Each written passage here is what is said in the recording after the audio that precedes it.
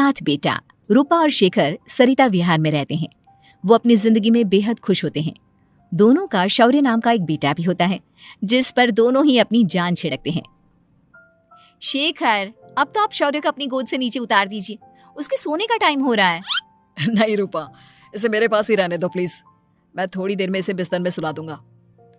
लेकिन कल सुबह आपकी ऑफिस में मीटिंग भी तो है ना, और इसके लिए आपको कल जल्दी भी तो निकलना होगा।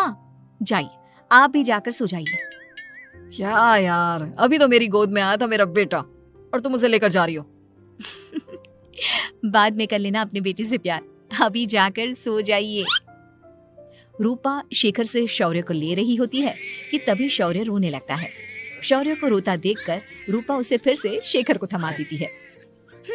आपका बेटा ना एक नंबर का नौटंकी है, बिल्कुल आप पर गया है वो। साफ बोलो ना, तुम्हें जलन होती है हम दोनों बाप बेटे का प्यार देखकर। पहले बड़ा तो होने दो तुम शौर्य को, फिर देखना वो सबसे ज्यादा मुझे ही प्यार करेगा। देखते हैं। ऐसे ही दिन बीतते चले जाते हैं और एक दिन कैंसर की बीमारी के चलते रूपा की मौत हो जाती है। अब शौर्य 3 साल का हो चुका होता है, जिसके कारण उसकी दादी शेखर पर दूसरी शादी का दबाव बनाने लगती है। शेखर, शौर्य अभी बहुत छोटा है और उसे इस समय एक माँ के प्यार की बहुत जरूरत है। माँ, मुझे दूसरी शादी नहीं करनी। क्या पता जो दूसरी औरत आएगी वो मेरे बेटे को एक माँ का प्यार दे या ना दे। तो रूपा की छोटी बहन वैशाली से ही शादी क्यों नहीं कर लेता? वो तो शौर्य को एक माँ का प्यार पूरा दे सकती है ना। मैंने कहा ना माँ, मुझे दूसरी शादी नहीं करनी, और अपनी ही पत्नी की बहन से तो हरगिज नहीं। ऊपर से अगर रूपा देख रही होगी तो वो क्या सोचेगी? अपने लिए ना सही, लेकिन तुझे शौर्य के लिए तो शादी करनी ही पड़ेगी ना बेटा। शेखर कुछ कहता उससे पहले ही अंजुमन उसे रूपा की कसम दे देती है, जिसके आगे मजबूर होकर शेखर शादी के लिए हामी भर देता है। देखो वैशाली, मैंने तुमसे शादी सिर्फ अपने बच्चे के लिए की है। मैं चाहता हूं कि तुम उसे एक माँ का भरपूर प्यार दो। शौर्य, आपके साथ साथ मेरा भी कुछ लगता है। अगर आप मुझसे शादी नहीं भी करते तब भी मेरा प्यार शौर्य के लिए कभी कम या ज्यादा नहीं होता। शादी के कुछ दिनों बाद ही शेखर की माँ की भी मौत हो जाती है। वैशाली शौर्य को एक माँ से भी बढ़कर प्यार देती है। शौर्य को लेकर वैशाली का यूं निस्वार्थ प्यार देखकर शेखर को भी उससे प्यार हो जाता है और कुछ सालों बाद शेखर और वैशाली का भी लड़का हो जाता है। लेकिन इसके बाद वैशाली का शौर्य को लेकर बर्ताव बदलने लगता है। वैशाली, मैं देख रहा हूँ तुम आजकल शौर्य का जरा भी ध्यान नहीं रख रही हो। मुझे पता नहीं था कि आदित्य के होने के बाद तुम इतना बदल जाओगी। आदित्य मेरा अपना सगा खून है और शौर्य दीदी का, फिर मैं दोनों में अंतर कैसे नहीं करूं?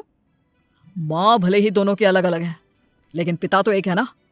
अगर मुझे पहले पता होता कि तुम इतनी जल्दी बदल जाओगी तो मैं कभी तुमसे शादी ही नहीं करता।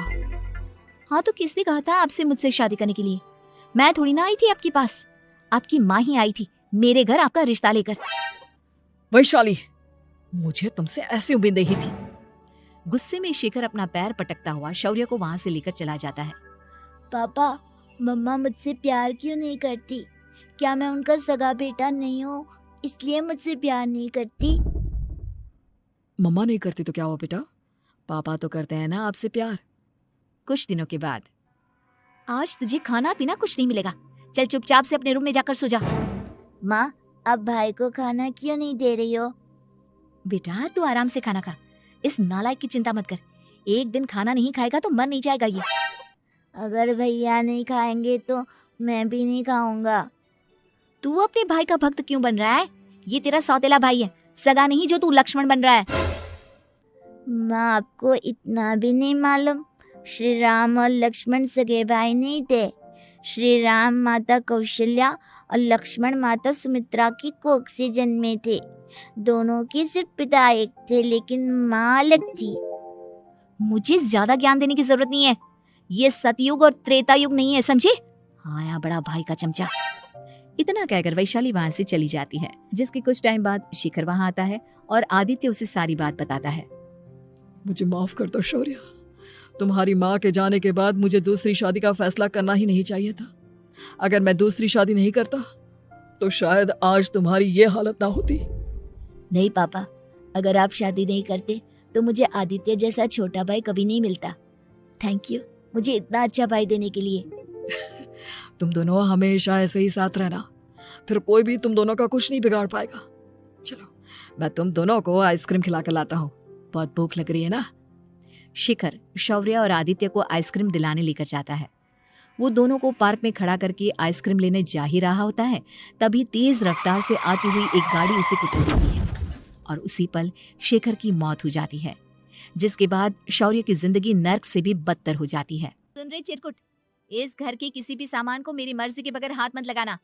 इन सब पर अब तेरा कोई हक नहीं है, समझा? ठीक है माँ, मैं आपकी इजाजत के बगैर किसी चीज को हाथ नहीं लगाऊंगा। चल जाकर अब पूरे घर की सफाई कर। महज 7 साल का शौर्य वैशाली के कहने पर अपने नन्हे नन्हे हाथों से पूरे घर की सफाई करने लगता है। ऐसे ही दिन बीतने लगते हैं, लेकिन मासी से माँ बनी वैशाली को उस मासूम से बच्चे पर जरा भी तरस नहीं आता। क्यों शौर्य, ये घर में इतनी गंदगी कैसे हो रही है? ढंग से सफाई नहीं की है क्या तूने? माँ मैंने तो अच्छे से सफाई की थी, लेकिन आदित्य बार बार इधर उधर चलकर गंदा कर देता है। अच्छा, खुद से एक काम ढंग से नहीं होता और अपनी गलतियों का जिम्मेदार मेरे बेटे को ठहराता है। इतना कहकर वैशाली बांस का डंडा उठाकर शौर्य को जोर जोर से मारने लगती है। तभी वहां वैशाली के मायके वाले भी आ जाते हैं और उसकी सारी करतूतें देख लेते हैं।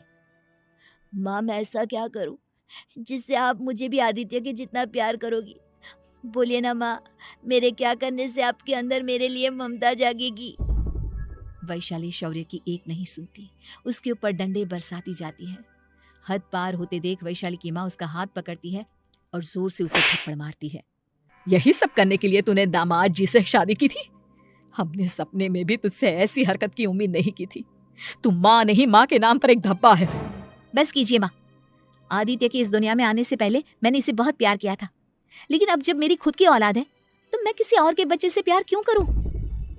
अरे नालायक औरत, जिसे तू किसी और का बच्चा कह रही है वो तेरी खुद की सगी बहन का बच्चा है। बहन है तो क्या हुआ, मेरे अपने बच्चे से बढ़कर तो नहीं हो सकता ना ये कभी।